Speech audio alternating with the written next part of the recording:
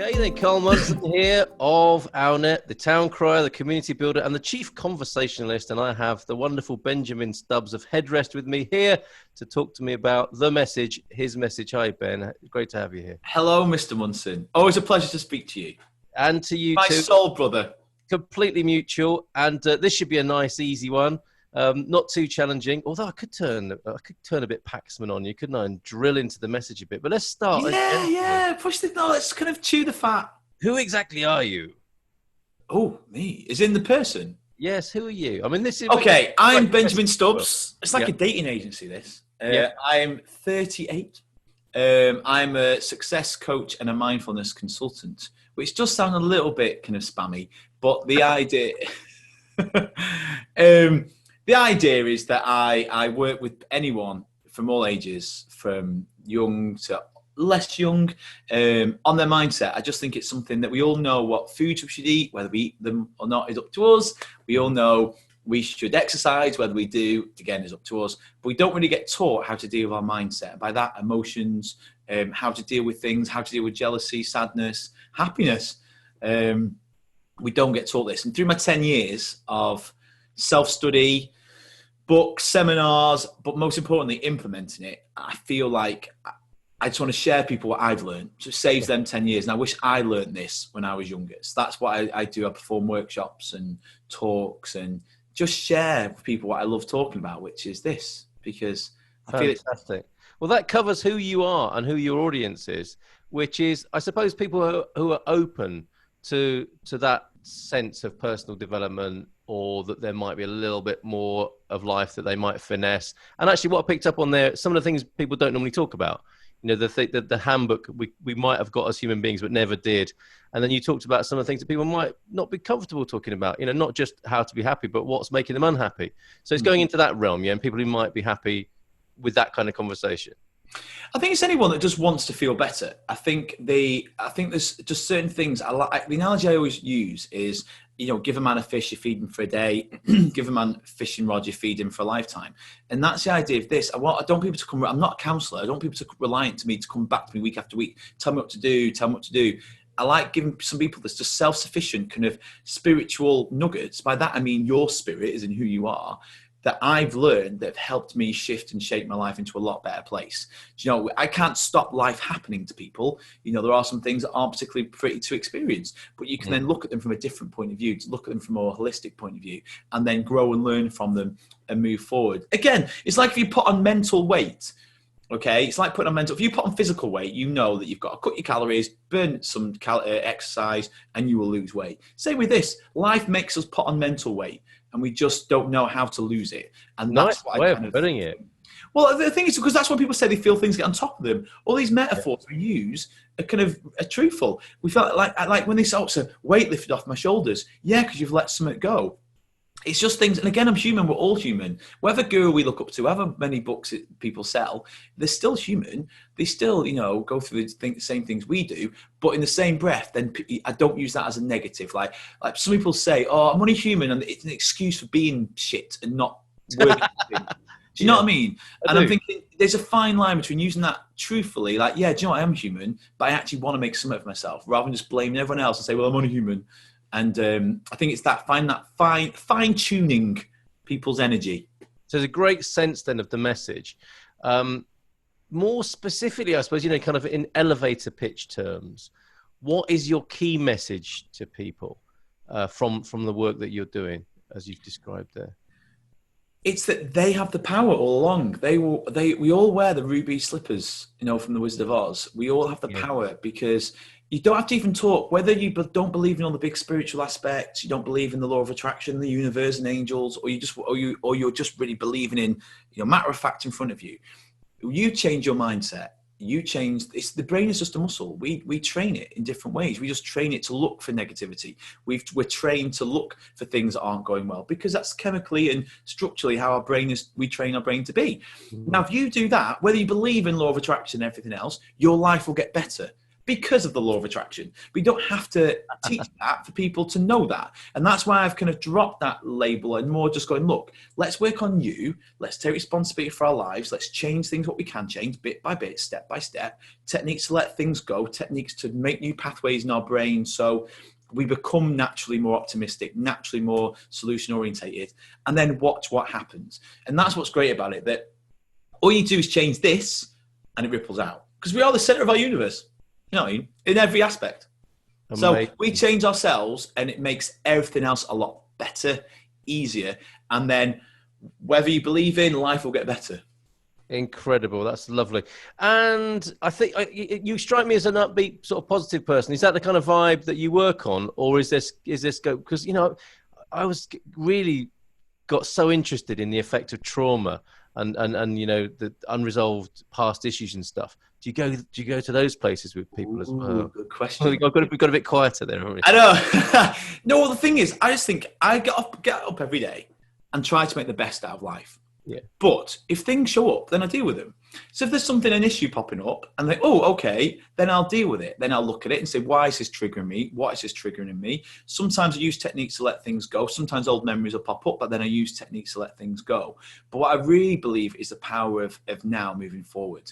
And that doesn't mean forgetting the past. It doesn't mean, like we've said, using techniques to delve in the past. That is really a kind of moment by moment basis. I trust my instinct on what to do.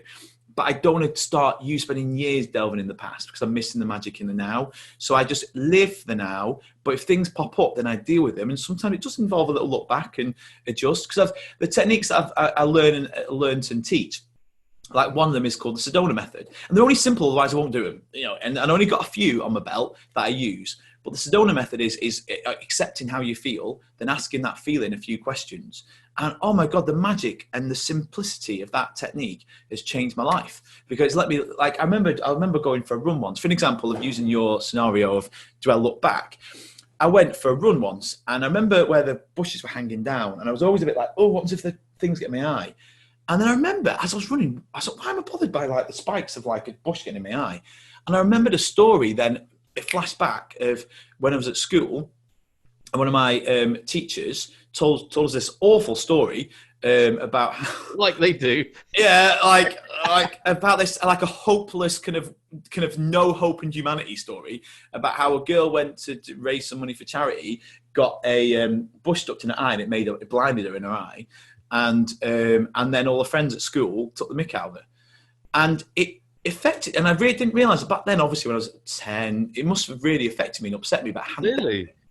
So then when I come home, I was like, right, that really affected me still, because I'm still thinking about that story you told me. So I sat here, used the technique, right? Where's the feeling? Right, this awful feeling of hopelessness of humanity, that this awful girl and the hurt she went through and she was trying to help. And I sat with it, accepted it. And then I went and I asked the 3 questions. Could I let this go? Would I let this go? When? And that's a basic, obviously, in time. And I had a few tears and I felt it lift from me. Oh, beautiful. And I realised I'd suppressed this feeling of like this poor girl that was trying to do some good. So then that had installed me a fear of doing good in case I got blinded. But all came from me just doing a run. But then I didn't harp on about it. I just come home, thought, okay, where's that come up from? Dealt with it, let it go.